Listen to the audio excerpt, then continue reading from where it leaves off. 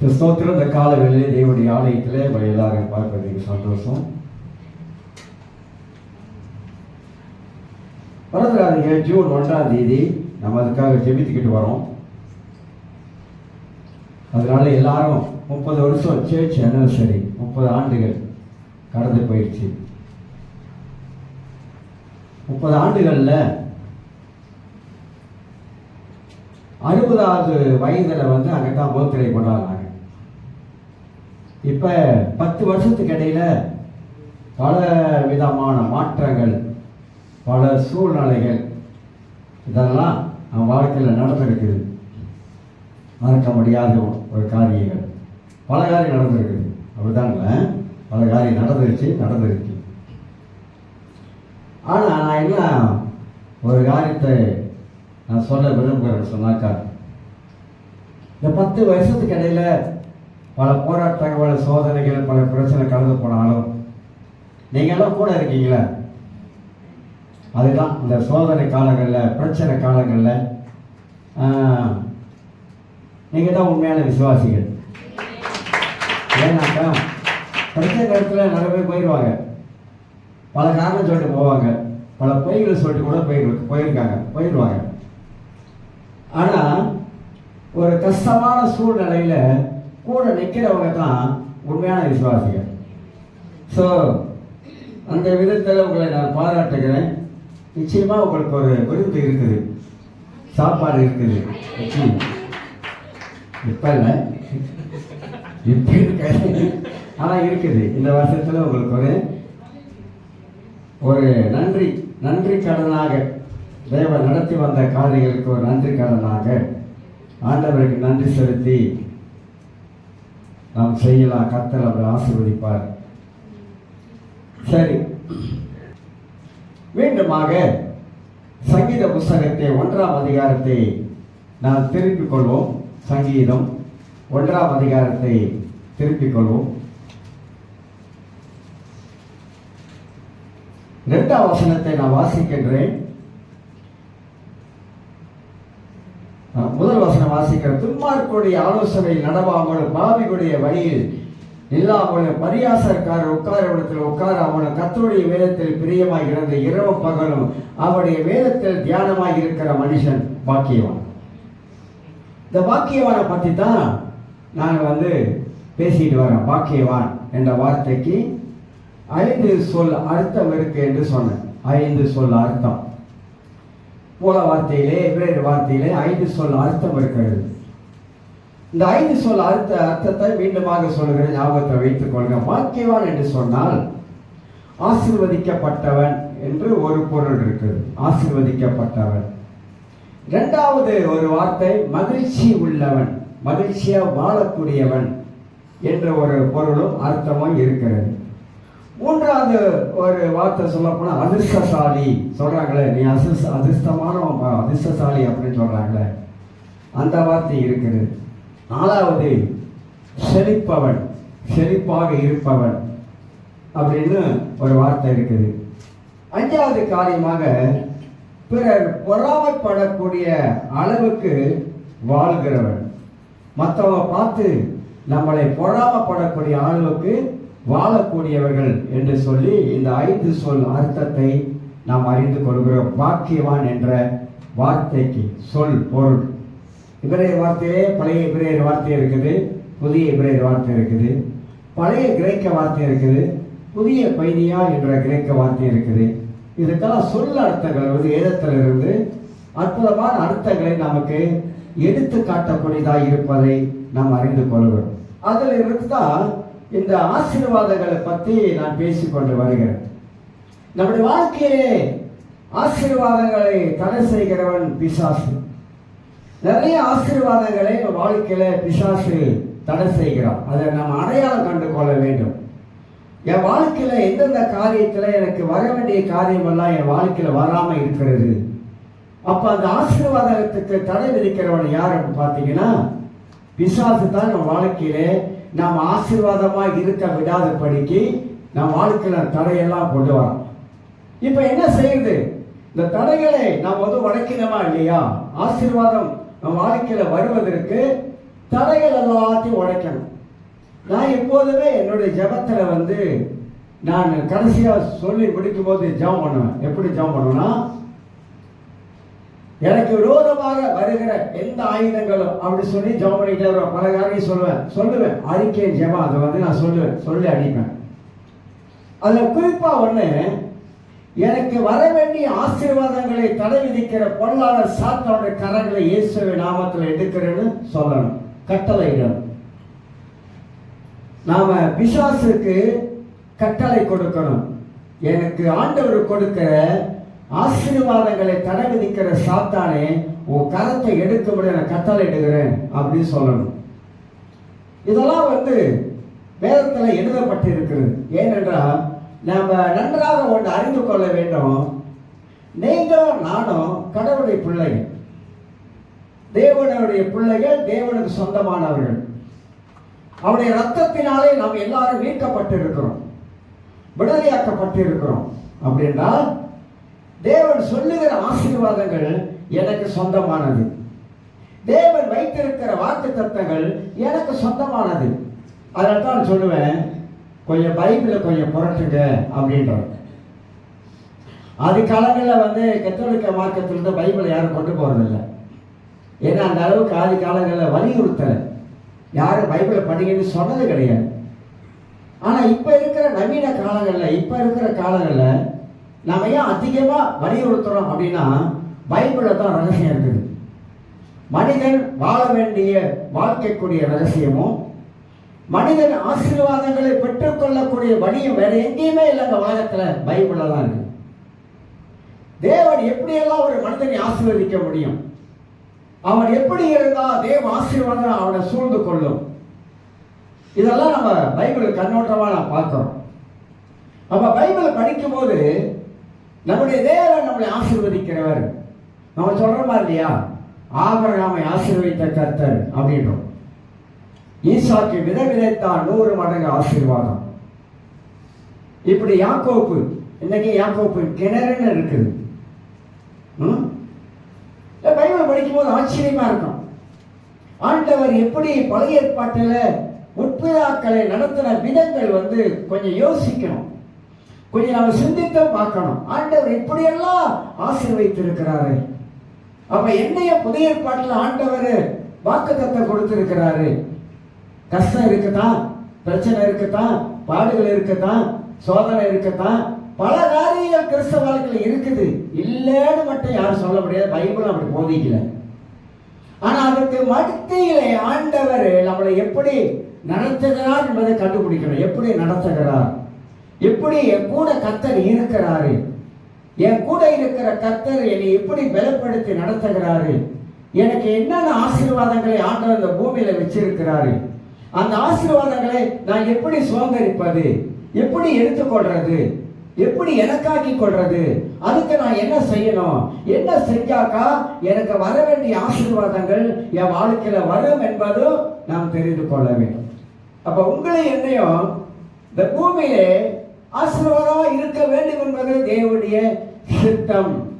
கடவுள் சித்தம் நாம் ஆசீர்வாதமாக வாழ வேண்டும், எல்லா ரீதியிலும் ஆசீர்வாதமாக வாழ வேண்டும். அதற்கு ஆண்டவர் நமக்கு நல்ல ஞானத்தை கொடுத்திருக்கிறார், நல்ல அறிவு கொடுத்திருக்கிறார், அறிவா உலகத்தில் வாழ சொல்லி இருக்கிறாரு, ஞானமா செயல்பட சொல்லி இருக்கிறார். பல காரியங்கள் யோசேப்பை பத்தி நிறைய சொல்லலாம். ஞானம் உள்ளவனாக இருந்தான், பஞ்ச காலத்துல கர்த்தர் கொண்டு கரெக்டா வச்சாரு. அவருடைய ஜனங்களுக்கு பாருங்க, சேவை ஜனங்களுக்கு பஞ்ச காலத்துல அவர் ஏற்படுத்தி வைக்கிற காரியங்கள் இதெல்லாம் ரொம்ப அற்புதமான காரியம். பைபிளை படிக்க படிக்க, பைபிளை யோசிக்க, பைபிளை சிந்திக்க, பைபிளை கற்பனை பண்ண, அதே மனப்பாடம் பண்ண நம்ம வாழ்க்கையில ஆண்டவர் இப்படியெல்லாம் நடத்தி வந்திருக்கிறாரு அப்படின்னு நினைக்கும் போது, அதே ஆண்டவர் தான் இன்னைக்கு இருக்கிறாரு, அதே கர்த்தர் தான். அவர் பெரியவர், அவரால் எதையும் செய்ய முடியும், அவரால் செய்ய முடியாத காரியம் ஒண்ணுமே இல்லை. அப்ப இதெல்லாம் நம்ம நினைச்சு அவர் மனசுக்குள்ளாக வைக்க, தியானிக்க, சிந்திக்க, யோசிக்க ஆரம்பிக்கும் போது நாம விலையை கண்டுபிடிக்க முடியும், எதனால ஆசீர்வாதத்துக்கு தடையா இருக்குது. அப்படி பணம் வரலையா, எதுக்கு ஆண்டவரே என் பணம் வர வேண்டிய பணம் வராம இருக்குது, நான் பிசினஸ் பண்ற பணம் வரல ஆண்டவரே அப்படின்னு உங்களுக்கு தெரியுது. நல்லா இந்த பணம் தடையா இருக்கு, இயேசுவின் நாமத்தில் சொல்லணும், இயேசுவின் நாமத்தில் ஜெபிக்கிறேன்.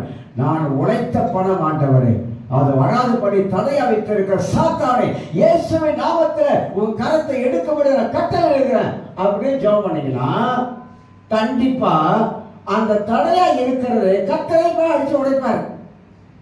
நம்ம செய்ய மாட்டோம், பணம் வரல பணம் வரல பணம் வரல பணம் வரல அப்படியே பிணாத்திக்கிட்டு இருக்கிறோம். அதையே நினைச்சு யோசனை பண்ணிட்டு இருக்கிறோம். பெரியவர் ஒருத்தர் இருக்கிறாரு, இந்த உலகத்துல இருக்கிறவரை காட்டில் நமக்குள்ள இருக்கிற ஒரு பெரிய தேவன் இருக்கிறாரு. அவர்கிட்ட சொன்னாக்கா இந்த தடையை அவர் உடைக்கிறாரு, இந்த தடையை எடுத்து போடுறாரு. அப்ப எல்லாம் யார் கையில் இருக்குன்னா நம்ம கையில தான் இருக்குது. நாம செய்ய வேண்டியதை நாம் செய்தால் அவரு நம் வாழ்க்கைய தடைகளை உடைக்க வேண்டியவர், வழிகளை திறக்க வேண்டியவர், எல்லா விதத்திலையும் நமக்கு திறந்து கொடுப்பார் என்பதை அறிந்து கொள்கிறோம். அப்ப ஆசீர்வாதம் வாழணும், அது தேவனுக்கு சந்தோஷம். அவருடைய பிள்ளைகள் பூமியிலே ஆசீர்வாதமா வாழ்வது தேவன் சந்தோஷப்படுகிறார் என்பதை நாம் விளங்கிக் கொள்ள வேண்டும். அதைத்தான் நான் சில காரியங்களாக உங்க மத்தியிலே நான் பேசிக் கொண்டு வந்தேன். அதுல முக்கியமான ஒரு காரியம், 2 காரியத்தை முன்னுக்கு வச்சேன். பொருளாதார ஆசீர்வாதம், ஆவிக்குரிய ஆசீர்வாதம். எது நமக்கு அதிகமா முக்கியம்? 2 முக்கியம் தான். இதோட நமக்கு தேவை, அதை விட மிக மிக முக்கியம் ஆவிக்குரிய ஆசீர்வாதம். 2 பேலன்ஸா இருக்கணும். பைபிள் 2 பேலன்ஸா பேசுது. எப்படி பேலன்ஸா பேசுதுன்னா, கிறிஸ்தவ வாழ்க்கை மேலே போயிடக்கூடாது, கீழே போயிடக்கூடாது, 2 சமமா இருக்கணும். ஆவிக்குரிய ஆசீர்வாதத்துல நமக்கு இருக்கணும், அதே வேளை ஆவிக்குரிய நிலைமையில நம்முடைய வாழ்க்கை தரம் உயர்ந்ததா காணப்பட வேண்டும். 2 நமக்கு ஈக்குவலா பேசுவதை குறித்து நாம் பார்க்கிறோம். அப்ப முதல் மனிதனை கர்த்தர் எப்படி ஆசீர்வதித்தார் என்ற காரியத்தை பேசி வந்தேன். இன்னைக்கு தொடர்ந்து சில காரியத்தை நான் பேசவிருக்கிறேன். ஆசீர்வாதத்தை மனிதன் இழந்ததற்கு காரணங்கள் பத்தி நான் சொல்லி வந்தேன். சில காரணங்களை சொன்னேன், சில காரியங்கள் சொல்ல. ஆசீர்வாதத்தை இழந்ததற்கு காரணங்கள் கண்டுபிடிக்கணும். இப்ப நானும் யோசிப்பேன், உட்காந்து எதனால இந்த காரியம் இப்படி நடக்குது அப்படின்னு யோசிப்பேன். நடந்ததுக்கு என்ன காரணம், நான் காரணமா அப்படின்னு யோசிக்கணும். இப்படி உட்கார்ந்து யோசித்தா நமக்குள்ள இருக்கிற பரிசுத்த ஆவியானவர் நமக்கு அழகா பதில் கொடுப்பாரு, அல்லனா நமக்குள்ள அழகான ஒரு உணர்த்துதலை நமக்கு கொண்டு வந்து வைப்பாரு. அதுல இருந்து நான் புரிந்து கொள்ள முடியும், இங்கதான் மிஸ்டேக் நடந்திருக்குது, இங்கதான் ஒரு தவறு நடந்திருக்கு, இந்த தவறு என்னால நடந்திருக்குது, என்னால நடந்ததுனால என் வாழ்க்கையில் இப்படி வந்துருச்சு அப்படின்னு அதை திருத்தி கொள்ள, மாற்றி அமைத்துக் கொள்ள நமக்கு பேர் உதவியாக அது காணப்படும். அதுல நான் சொன்னேன் 2-3 காரியம் சொன்னேன். ஏன் மனிதன் ஆசீர்வாதமா ஏதேன் தோட்டத்துல இருந்தவன் அந்த ஆசீர்வாதத்தை இழந்ததுக்கு என்ன காரணம்? தேவ கட்டளையை அவன் மீறிட்டான். கர்த்தர் கட்டளையிட்டார், கோடு கிழிச்சாரு, அந்த கோட்டை அவன் தாண்டிட்டான். தாண்டினதுக்கு யார் காரணம் அப்படின்னாக்கா, அங்க ஏதேன் தோட்டத்தை உள்ள நுழைஞ்ச ஒரு சடைய சாத்தான் நுழைஞ்சான் பாருங்க, அவன் காரணமாயிட்டான். இவங்க அவனுடைய வார்த்தைக்கு சொக்கி மயங்கி அப்படியே விழுந்துட்டாங்க. அதுதான் அங்க நடந்த ஒரு பிரச்சனை என்பதை உங்களுக்கு நான் சொன்னேன். அது யாத்திராகமம் 20ஆம் அதிகாரத்தில், எக்ஸோடஸ் 20ஆம் அதிகாரத்தில் எல்லாம் சில காரியங்களை பேசி வந்தேன்.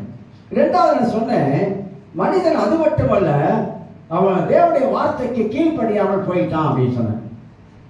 பைபிள் முழுவதும் நீங்க வாசித்து பார்த்தீங்கன்னா, யாரெல்லாம் கீழ்ப்படியாமல் போனவங்க வாழ்க்கை எப்படியெல்லாம் ஆணுச்சு, கீழ்ப்படிந்தவங்களுடைய வாழ்க்கை எப்படிலாம் ஆணுச்சுன்னா அதையும் கொஞ்சம் அலசி பார்த்தோம்.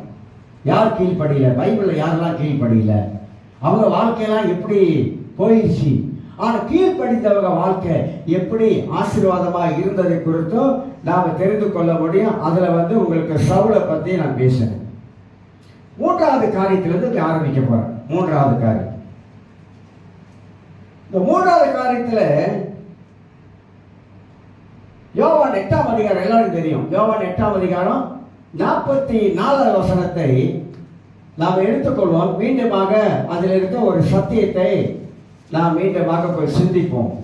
இது இன்னொரு கோணத்தில் நாம் கொஞ்சம் சிந்தித்து பார்க்கலாம்.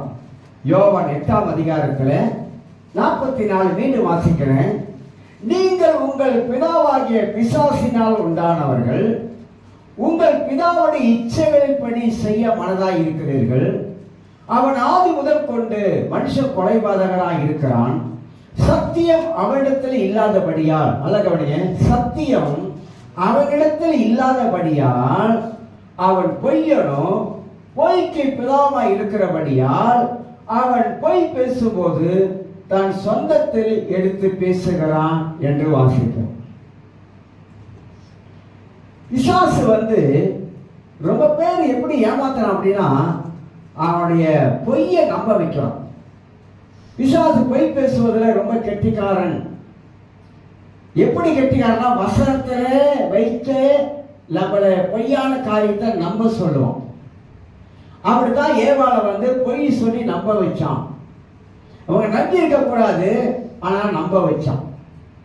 கொஞ்சம் யோசிக்கலாம். இந்த இடத்துல ஆதாம் ஏவாளை தான் ஏதேன் தோட்டத்தில் இருந்தாங்க, வேற யாருமே கிடையாது, எந்த மனிதனும் இல்லை. சிலர் சொல்லுவாங்க ஆதி மனிதன் இருந்தா குரங்குல இந்த மனுஷன் வந்தான் அப்படிலாம் சொல்லுவாங்க. டார்வின் என்னுடைய கொள்கையை வச்சு பேசுவாங்க. அதெல்லாம் கதைங்க, பொய். ஆனால் பைபிள் அப்படி போதிக்கல. ஆனா மனிதனை இரண்டே மனிதர்களை கர்த்தர் ஆண்டவர் ஆணும் பெண்ணை உண்டாக்கி, ஆணுக்குள்ளாக ஒரு பெண் இருந்தாங்க, அவங்க உள்ள வச்சாரு. ஆணுக்குள்ள ஒரு சமுதாயமே இருந்துச்சு. அப்படி பார்த்தோமாக்கா நம்ம ஆதாமுக்குள்ள ஒரு சமுதாயமே இருந்துச்சு. நீங்க எந்த வம்சம் கேட்டீங்கன்னு என்ன சொல்லுவீங்க? எங்க வம்சம், எங்க தாத்தா வம்சம் அப்படின்றீங்களா? என்ன வம்சம் கேட்டா, நான் ஆதாமின் வம்சம், நான் ஆதாமின் பரம்பரை. உலகத்தில் இருக்கிற எல்லா மக்களும் ஆதாமின் பரம்பரை. ஆதாமின் பரம்பரையில் தான் எல்லாரும் வந்திருக்கோம்.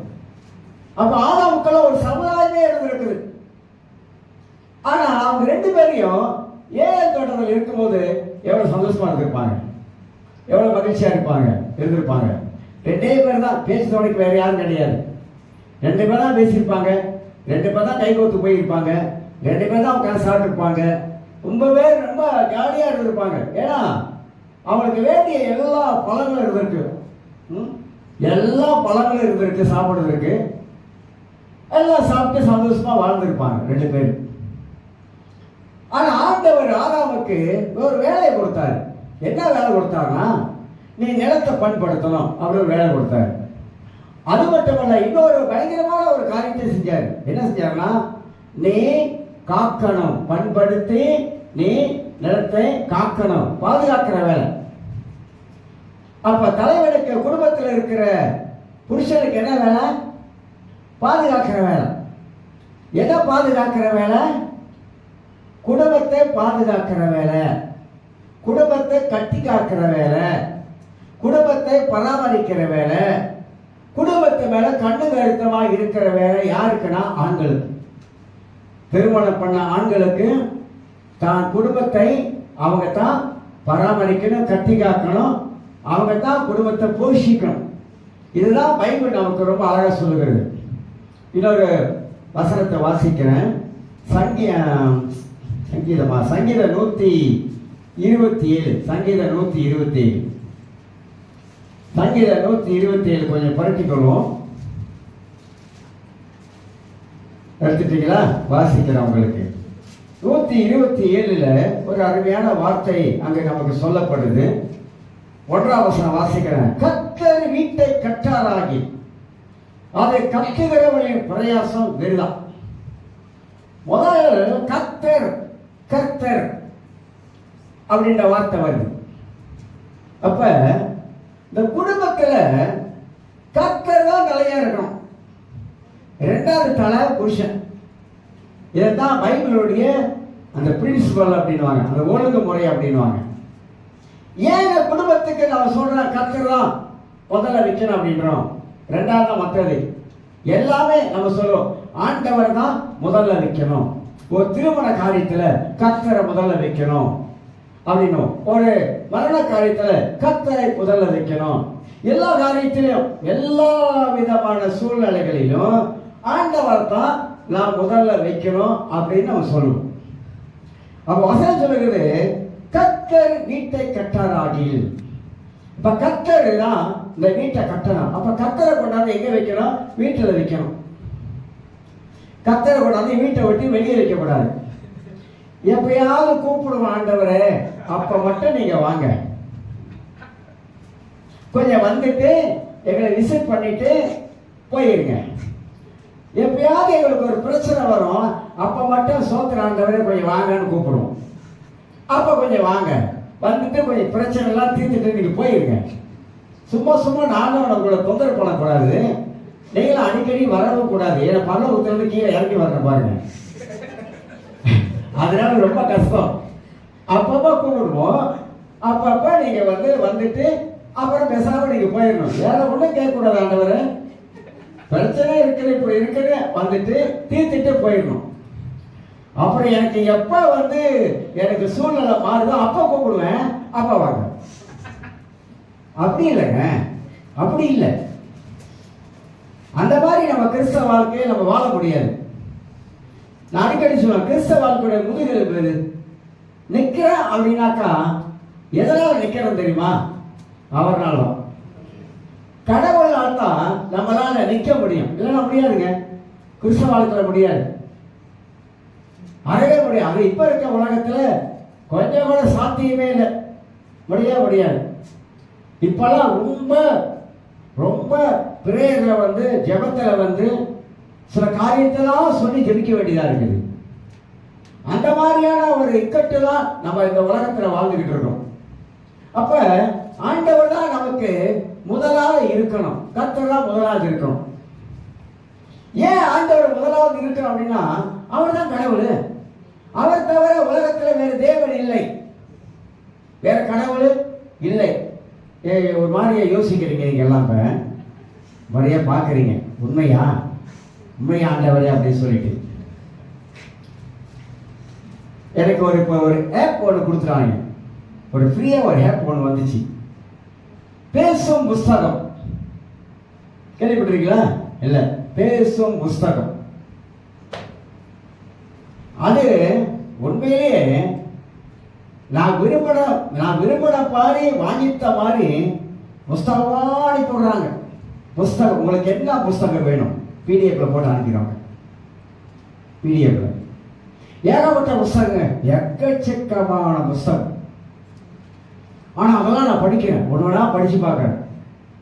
பல காரியம் இருக்குங்க, பல விஷயங்கள் அந்த புஸ்தகத்தின் மூலமாக அறிய வாய்ப்பு இருக்கு. சரித்திர புஸ்தகங்கள் பல விஷயங்கள் இருக்குது. நான் நினைச்சுக்கிட்டேன், ஆண்டவரே ரொம்ப வயசு போன காலத்துல கையில கிடைச்சிருக்கு. ஆனா இதுக்கு முன்னக்கெல்லாம் இல்லை தெரியுங்களா, அப்படி இந்த மாதிரி எல்லாம் அனுப்புறது. ஆனா இப்ப இருக்கிற காலத்துல அந்த அளவுக்கு அட்வான்ஸா இப்ப அனுப்புறாங்க. அப்ப அதுல கடவுளை பத்தி, இயேசு யாரு, தேவன் யாரு, கிறிஸ்து யாரு, எப்படிப்பட்டவர் அப்படின்ற எல்லாம் இறையல், எல்லாம் தியோலஜிக்கல் பாடம். இது ரொம்ப அற்புதமாக எழுதப்பட்டு இருக்குது. வாசிக்கிறேன். யோபு புஸ்தகமா, யோபு என்ன சொன்ன, 5ஆம் அதிகாரமா? இல்லைங்க, ஒரு வசனம் இருக்குது, விட்டுட்டு நினைக்கிறேன்.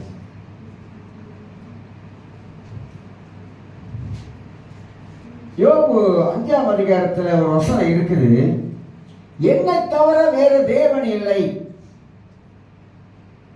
என்னை தவிர வேறு தேவன் இல்லை.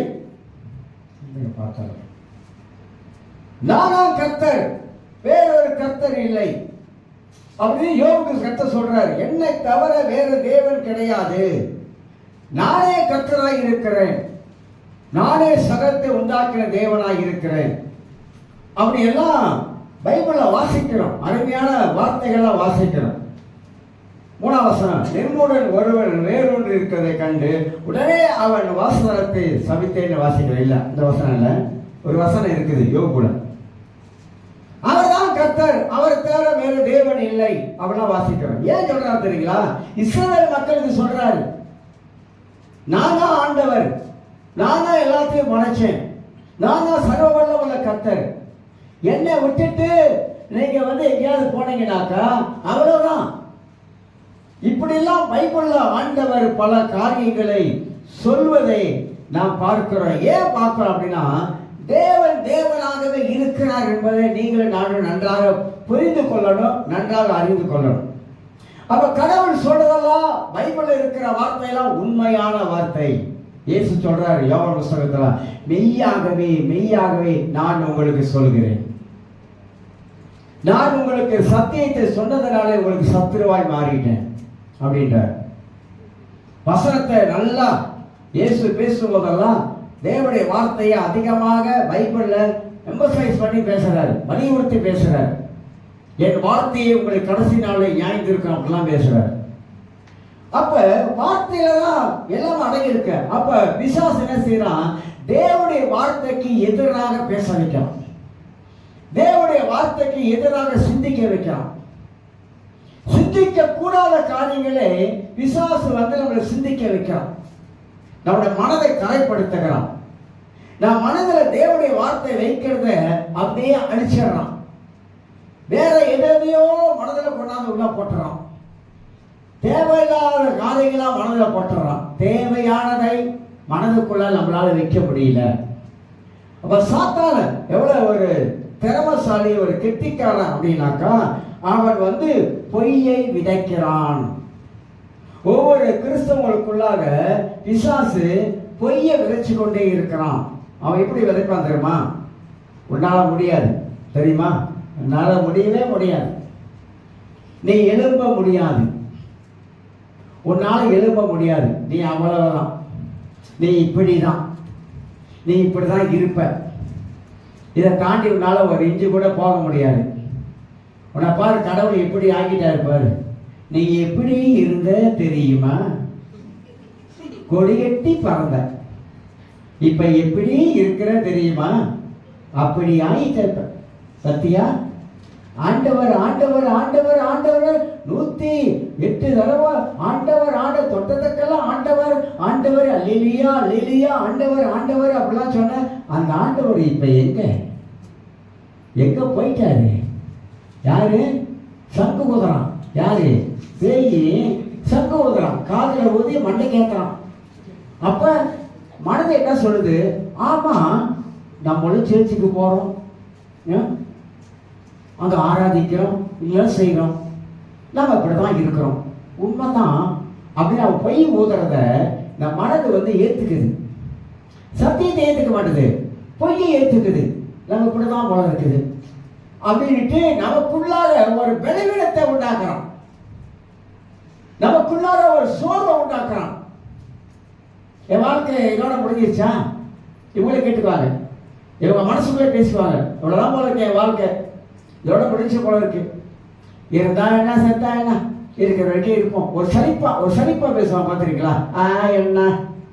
என்னத்த வாழ்ந்து என்னத்த கண்டம் அப்படின்லாம் போயிடும். அப்படிதானே? கல்யாணம் பண்ணிட்டா கூட சில வேலை அது ரொம்ப பேச மாட்டேன், கொஞ்ச நாளும் ஓட்டு விடுபாடு, ஒரு 10 வருஷம் 5 வருஷம் 20 வருஷம், ஆமா என்னத்த கல்யாணம் பண்ணி என்னத்த கண்ட, அந்த வார்த்தையெல்லாம் மாறிடுது பாருங்க, அந்த வார்த்தையெல்லாம் மாறிடுது. என்னத்த கண்ட ஒன்ன கண்ட எல்லாம் அப்படித்தான்.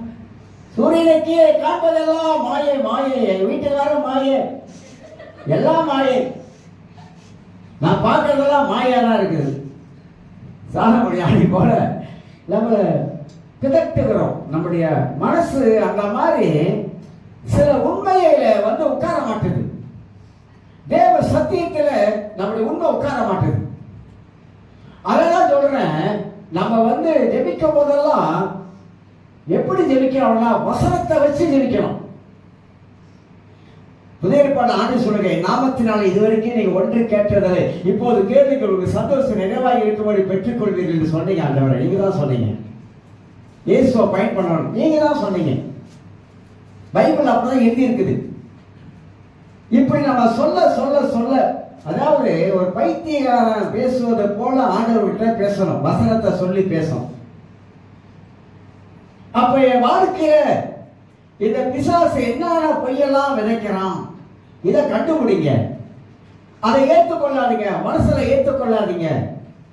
இந்த உலகத்துல இருக்கிற மனிதர்கள் நல்லது வாயில வராது, உங்களுக்கு தெரியுமா? நீங்க நல்லா இருந்தீங்கன்னா எரிச்சல் தான் வரும், பொறாம தான் வரும். எப்படிதான் அவன் நல்லா இருக்கிறான், எப்படிதான் அவன் சந்தோஷமா இருக்கிறான், எப்படிதான் அவன் நிம்மதியா இருக்கிறான்? பொறாமையே எரிச்சல இதுதான் வரும். உலகத்தில் இருக்கிறோம் சொல்றாங்க, நீங்க என்ன செய்கிறீங்க அப்படின்னு பாக்குறீங்களா? உலகத்தில் இருக்க அப்படிதான் பார்ப்பான். கொஞ்சம் நல்லா வாழ்ந்துட்டான் ஒத்துக்காது. கழுத்துல ஒரு 5 பவுன் சங்கை கழுத்துல போட்டா அப்பா ஏறிடுச்சு கழுத்துல 5 பவுன். உண்மையா சொல்றேன், ஆவிக்குரிய உலகத்துல நிறைய இருக்குது, நிறைய இருக்குது. கொஞ்சம் நல்லா உடுத்திட்டு வந்துட்டா பரவாயில்லையே, ஆரம்ப முதல்ல விட இப்ப உடையெல்லாம் கொஞ்சம் மாறிட்டு வருது. ஏன் உடுத்துறாப்ப நல்லா இருக்கணும் தானே, நல்லா உடுத்துங்க. கத்தோடு நல்லா உடுத்தணும், நல்லா நீட்டா இருக்கணும், சந்தோஷமா இருக்கணும். மற்றவன் பார்க்கும்போது அவன் புறப்படுறானா சொல்லுங்க, ஆண்டவரே என்னை பார்த்து அவன் புறப்படுறான், சோத்திர ஆண்டவரே, சோத்திர ஆண்டவரேன்னு சொல்லணுங்க. ஏன்னா நம்ம நல்லா இருக்கிறது அவனுக்கு புரியல, அதான் வேற ஒரு காரணம் கிடையாது. அப்ப கர்த்தர் இந்த பூமியில நம்ம எல்லா விதத்திலும் நல்லா இருக்கணும் அவரு விரும்புறாரு, அவர் பிள்ளைகள் நல்லா இருக்கணும் அவர் விரும்புறாரு. ஆனா அந்த பொய் என்ன பண்றது, பேய் என்ன பண்றது தெரியுங்களா? நமக்கு பொய்யான காரியத்தை மனதில் வச்சு வச்சு வச்சு வச்சு நம்மளை அப்படியே மட்டம் தட்டி தட்டி தட்டி தட்டி அப்படியே உட்கார வச்சிடும். நம்மள என்ன பண்றோம், அவன் சொல்றதுக்கு ஊன் கட்டிக்கிட்டே உட்கார்ந்துருக்கோம், எழுந்திருக்க மாட்டோம், சொல்ல மாட்டோம், எழுந்திருத்து பேச மாட்டோம். அதனால பிசாசு ஒரு பொய்காரன், அந்த பொய்யை நம்பாதீங்க. பைபிளை கொஞ்சம் ஒப்பிட்டு பாருங்க. கர்த்தர் உங்களை குறித்து என்ன குறித்தோ ஆண்டவர் என்ன எழுதி வச்சிருக்கார் என்பதை கொஞ்சம் கண்ணு திறந்துச்சுனாக்கா நிச்சயமாக இந்த பொய்யை நீங்க நானும் ஏற்றுக்கொள்ளவே மாட்டோம், ஏற்றுக்கொள்ள மாட்டோம். அதனால ஆண்டவர் நமக்கு வைத்திருக்கிற இந்த ஆசீர்வாதங்களுக்கு இழப்பதற்கு காரணமே இந்த பிசாசு தான். இவ்வளவு விதமான காரியங்கள் நமக்குள்ள போட்டு செஞ்சுக்கிட்டே வரா என்பதையும் நாம அறிந்து கொள்ள வேண்டும். 3வது காரியத்தில் நான் ஒன்று சொன்னேன், தேவ கட்டளை மீறுவது, 2வது கீழ்ப்படியாமல் போவது, 3வது பிசாசின் பொய்யை நம்புவது.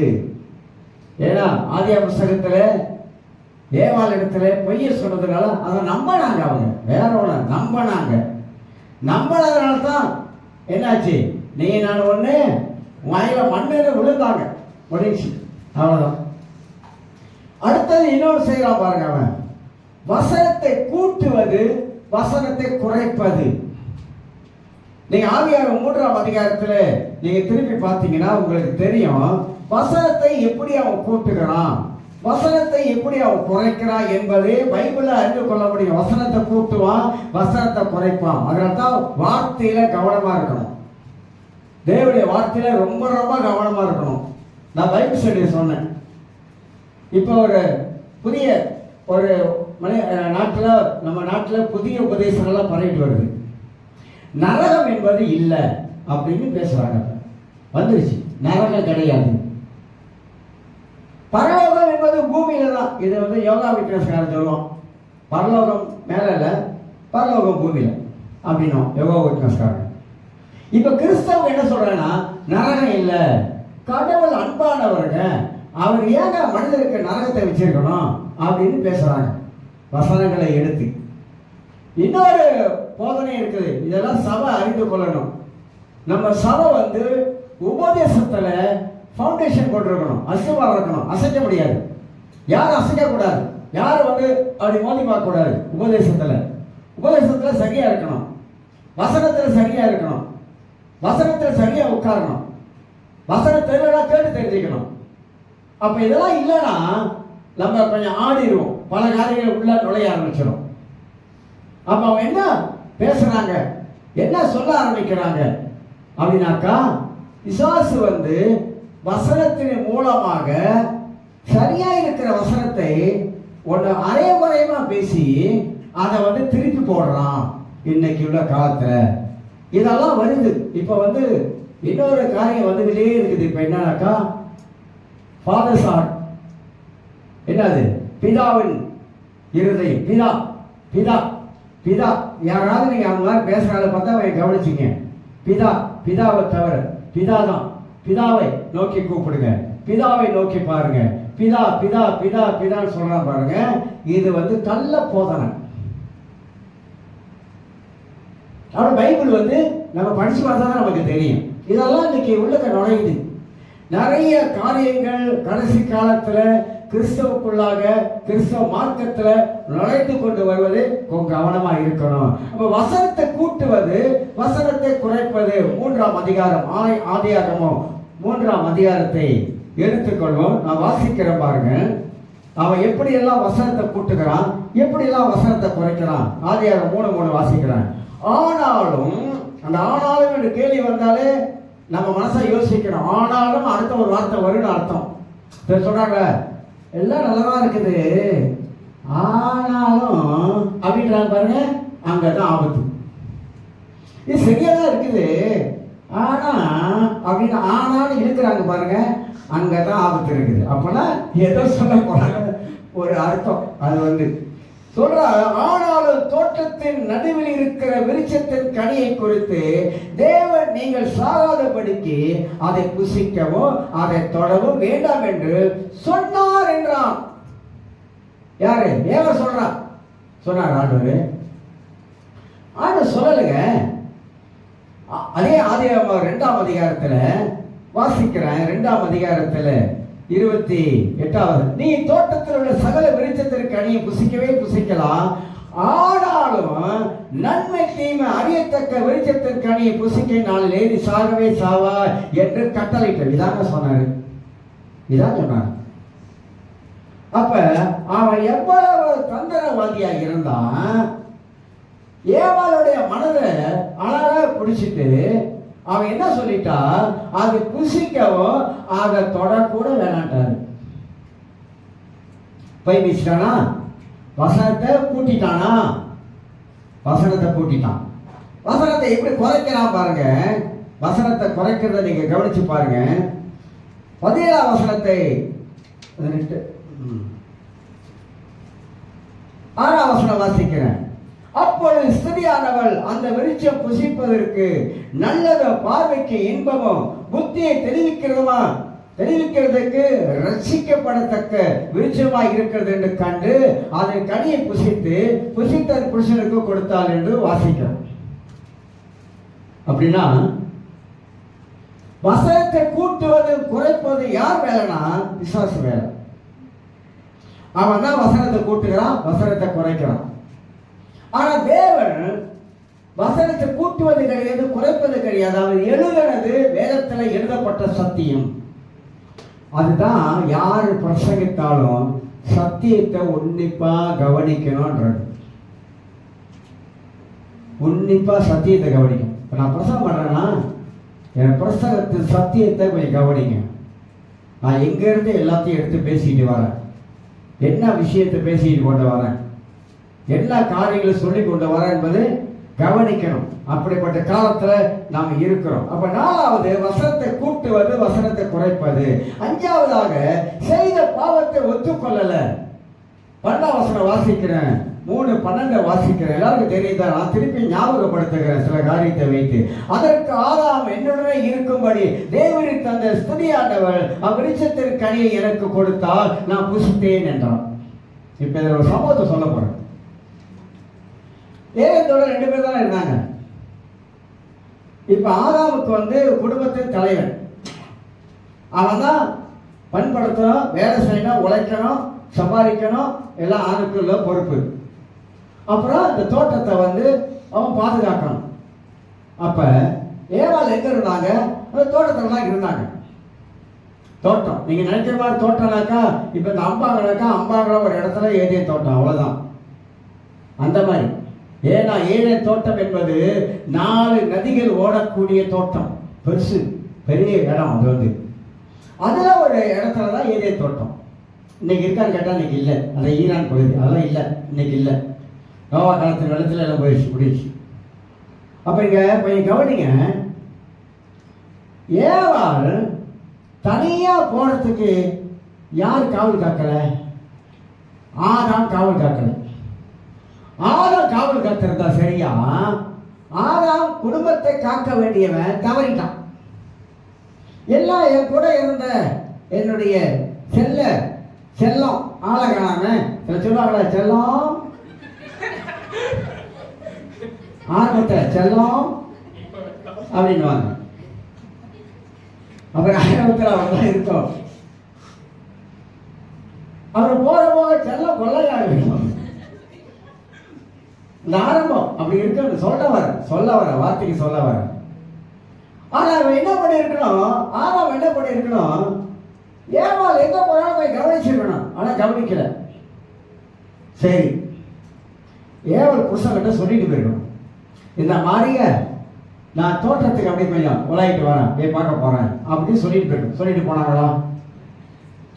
சொல்லிட்டு போல. ஏன் சொல்லிட்டு போல? ஏன் சொல்லாமல் போனதுக்கு என்ன காரணம்? இன்னைக்கு நிறைய பேர் வீட்டில் சொல்லாமலே போயிடுவாங்க, வீட்டுக்காரர்கிட்ட சொல்லாமலே போயிடுவாங்க. வீட்டுக்காரர் தேடுவார், கேட்பாரு, எங்க போனீங்க அப்படின்னு கேட்பார். வீட்டுக்காரர் கேட்பார், யாரு? வீட்டுக்காரர் வந்து மனைவி கேட்பார், எங்க போன அப்படின்னு கேட்பார். ஏன் அந்த பிரச்சனை அது வரைதான் மாறும். ஏன்னாக்கா சொல்லாம போனதுனால வந்த பிரச்சனை. அப்ப ஏதாவது சொல்லி இருக்கணும், ஏவாள் சொல்லியிருக்கணும் வீட்டுக்காரிட்ட, இந்த மாதிரி தோட்டத்துக்கு இதுல போயிடுறேன், நான் சுத்தி பார்க்க போறேன் கொஞ்சம் அப்படின்னு சொல்லிட்டு போயிருக்கணும். போயிட்டு வந்து என்ன சொல்லியிருக்கணும், என்னன்னு தெரியலங்க, இது வரைக்கும் கடவுள் தான் பேசினாரு, இப்ப என்னன்னு தெரியல, இன்னொரு சத்தம் வந்து என்கிட்ட இப்படி பேசுது, இந்த சத்தம் வந்து இப்படி செய்ய சொல்லுது, இப்படி பார்க்க சொல்லுது, பழத்தை எடுத்து படிக்க சொல்லுது, சாப்பிட சொல்லுது, கண்ணை திறந்தவங்க அப்படின்னு பகிர்ந்து கொண்டாங்களா? நான் சொல்றேன், நான் அப்படியே குடும்பத்தையும் சேர்த்து தான் பேசுவேன். பேரண்ட்ஸ் டே அடுத்த மாதம். ஆனால் இன்னைக்கு சாத்தான் எப்படி நுழையிறான் என்பதை தான் பேசுவேன். எப்படி பிசாசு வந்து ஆசீர்வாதத்தை இழப்பதற்கு உள்ள காரணம் சொல்கிறேன், அப்படி எப்படி நுழையிறான்னு பேசுவேன். அப்போ ஆசீர்வாதம் இழப்பதற்கு என்ன காரணம் அப்படின்னா, இவங்க ரெண்டு பேரும் உட்கார்ந்து, ஏவாள் வந்து ஆதாம்கிட்ட உட்கார்ந்து, இல்லைங்க நான் தோட்டத்துக்கு போனேங்க, அங்கே என்னன்னு தெரியலங்க, ஒரு பாம்புங்க, அப்போ பாம்புக்கு 4 கால் இருக்கும், கால் உள்ள சப்சிடர் தான் ஒரு பிராணி, அப்போ கால், அது வந்து என்கிட்ட பேசுதுங்க, கர்த்தர் தான் அவங்ககிட்ட பேசிட்டு இருந்தாரு, அது வந்து பேசுதுங்க, என்னமோ அந்த தோட்டத்தில் நடுவு விஷயத்தில் ஆண்டவர் தொட வேணாம்னு சொன்னார் தானே, அதை சாப்பிடக்கூடாதுன்னு சொன்னார் தானே, சொல்ல சாப்பிடக்கூடாதுன்னு சொன்னாரு, பறிச்சு சாப்பிடக்கூடாதுன்னு சொன்னாரு. இவன் புது கதையை சொல்லிட்டு இருக்கானே. ஏவாள் போய் புருஷன்கிட்ட பகிர்ந்து கொண்டிருக்கும். இன்னைக்கு பகிராததுனால தான் பிரச்சனை. எனக்கு தெரியும், நீ சும்மா இரு, உனக்கு என்ன தெரியும், எனக்கு தெரியும், நீ பேசாம இருக்கியா, இப்படியே எனக்கு தெரியும் உனக்கு தெரியும் நீ சும்மா இருக்கிறியா அப்படின்னு பேசக்கூடிய கூட வாய் அடைச்சிடுவாங்க. கடைசி என்ன ஆகிடாது, அவங்களுக்கு தெரியும். எங்கேயாவது சிக்கல் மாட்டிக்கிட்டா அப்போ அவங்களுக்கு தெரியும், இதே பிரச்சனை இருந்தா அவங்களுக்கு தெரியும். அப்ப அன்னைக்கு ஆரம்பத்திலேயே பைபிளை படிக்கும் போது இந்த ஏவாள் போயிட்டு ஆதாம் கிட்ட உட்கார்ந்து இந்த மாதிரி சொல்லி விளாவரையை பேசியிருந்தா இந்த பிரச்சனை வந்திருக்காது. இது என்னோட கற்பனையில பேசுறேன், நான் யோசித்ததுல பேசுறேன்.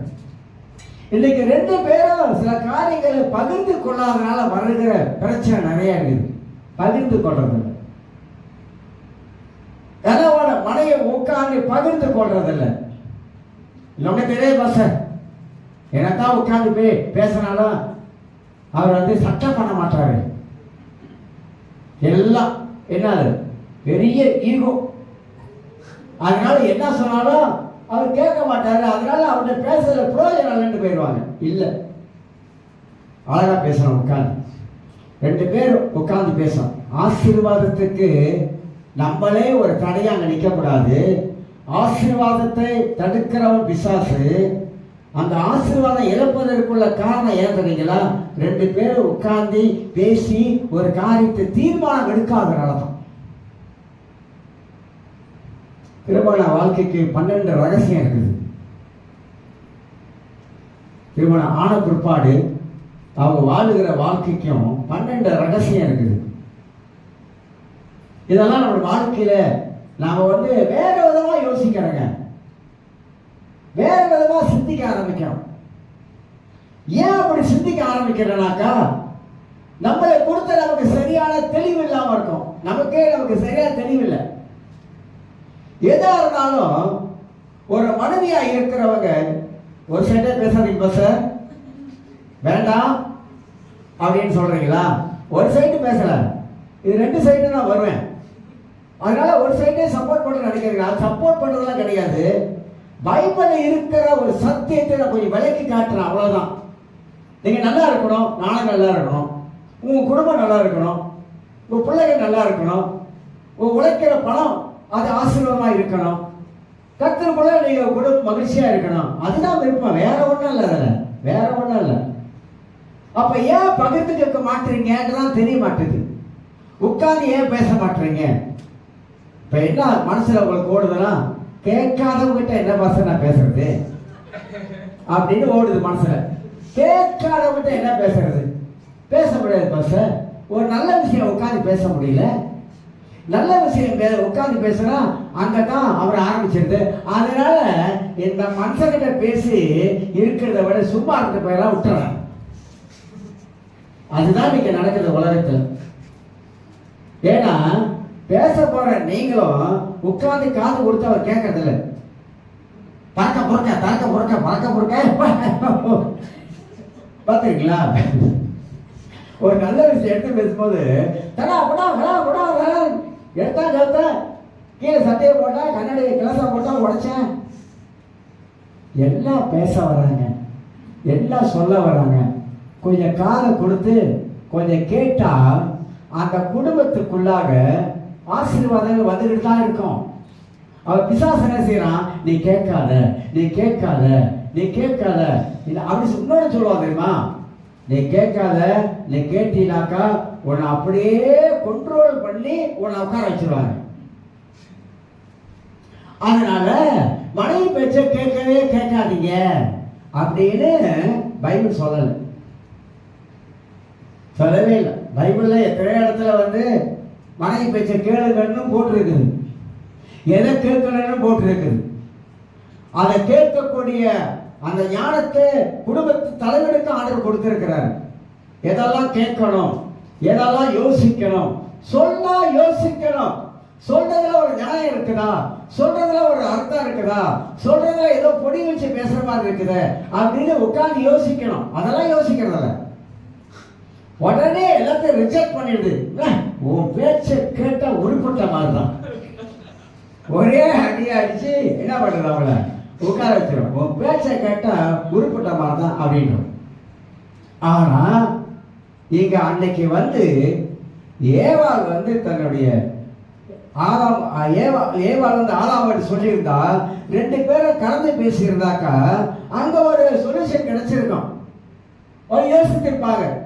அதனால எனக்கு அருமையானவர்களே, நம்முடைய வாழ்க்கையில என்ன செய்யணும்னாக்கா ஒருத்தருக்கு ஒருத்தர் உட்கார்ந்து பேச பிரயாசப்படணும், உட்கார்ந்து பேசணும். அதுதான் நல்லது.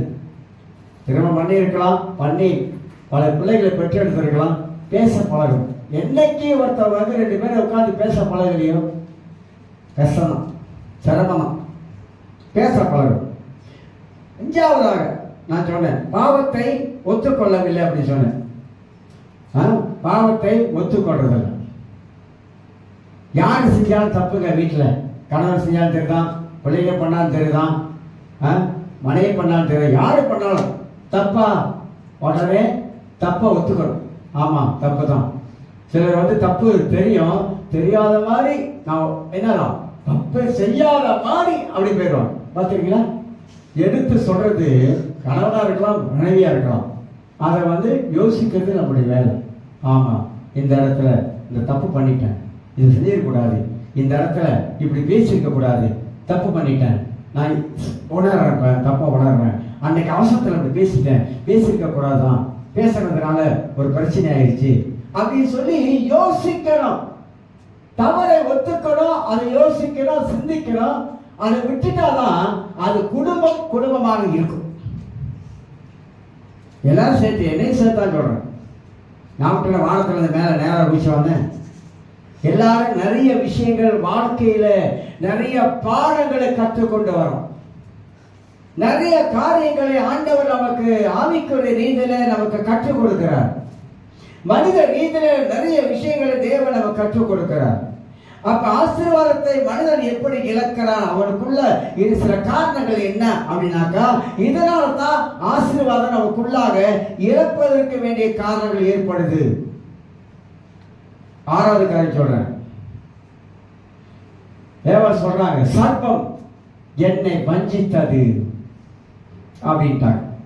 சர்ப்பம் என்னை வஞ்சித்தது, பிசாசு என்னை வஞ்சித்துட்டான்.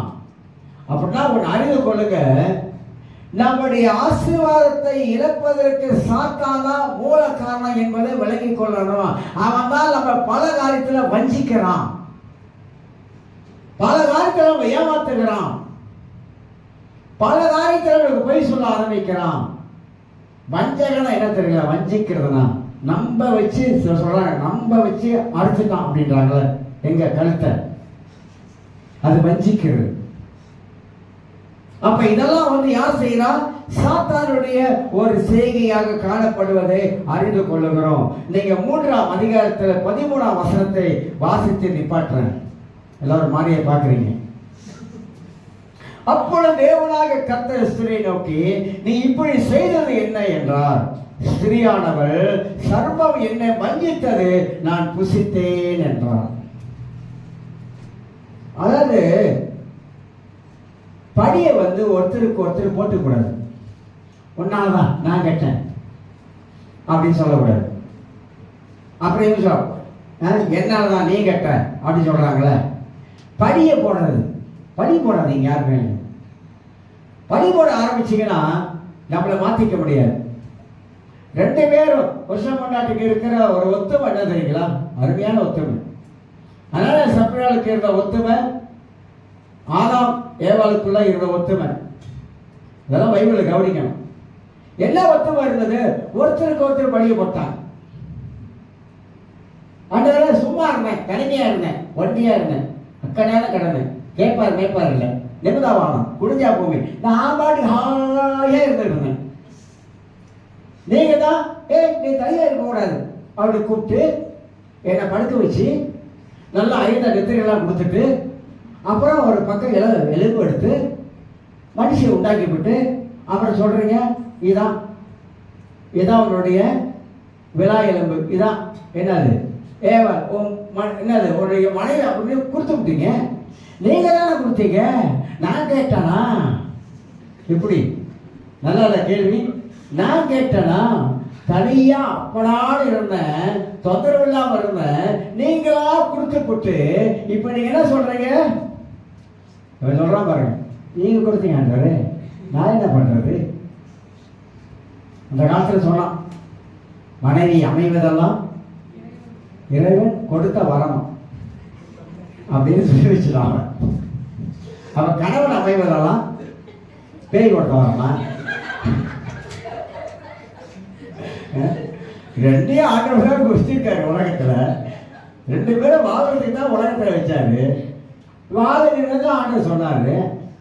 அப்புறம் நமக்குள்ள இருக்கிற பிரச்சனை தான் இந்த பிரச்சனை இருக்கிறதுனால இவன் என்ன பண்ணிட்டான், நீங்க தான் கொடுத்தீங்க, நானா கேட்டேன், நான் கேட்கல, நீங்க கொடுத்தீங்க, நான் என்ன பண்றது? அவளை சொல்லிட்டா, நான் என்ன ஆண்டவர் செய்யறது? சர்ப்பம் என்னை வச்சிருச்சு, ஏமாத்திருச்சு, நான் ஏமாந்து போயிட்டேன் அப்படின்னு ஒருத்தருக்கு ஒருத்தர். இன்னைக்கு உலகம் அப்படித்தான், ஒருத்தருக்கு ஒருத்தர் என்ன செய்யுது? ஒருத்தருக்கு பாவத்தை ஒத்துக்க மாட்டேன், தப்ப ஒத்துக்க மாட்டாங்க. அந்த மாதிரியான ஒரு நிலைமையில தான் சாத்தான் நம்முடைய வாழ்க்கையில ஆசீர்வாதங்கள், மனித வாழ்க்கையில அவன் எப்படி இழக்கலாம் அப்படின்னா, அவன் தேவனுடைய வார்த்தைக்கு செவி கொடுக்காமலே சாத்தான் சொல்ற காரியத்துக்கு அவன் செவி கொடுப்பதனால தான் வருகிற ஆசீர்வாதங்கள் மனித வாழ்க்கையில இழந்து போகக்கூடியதாக இருப்பதை நம்ம பார்க்கணும். இதோ ஒன்று பார்க்கலாம்.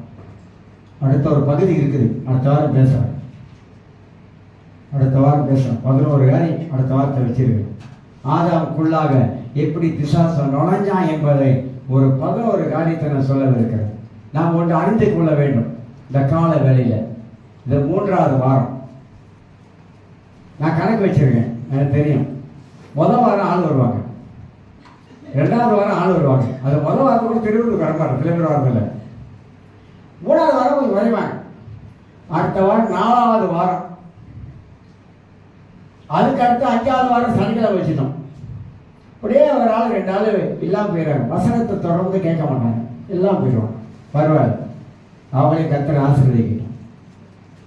நீங்களும் நானும் ஆசீர்வதிக்கப்பட்ட ஜனம். மறந்துடாதீங்க, நீங்களும் நானும் ஆசீர்வதிக்கப்பட்ட ஜனம். ஆண்டவர் இந்த பூமியிலே நீங்களும் நானும் ஆசீர்வாதமா இருக்க வேண்டும். அது தேவனுடைய நாமத்தை மகிமைப்படுத்தக்கூடிய ஆசீர்வாதங்களை காணப்பட வேண்டும்.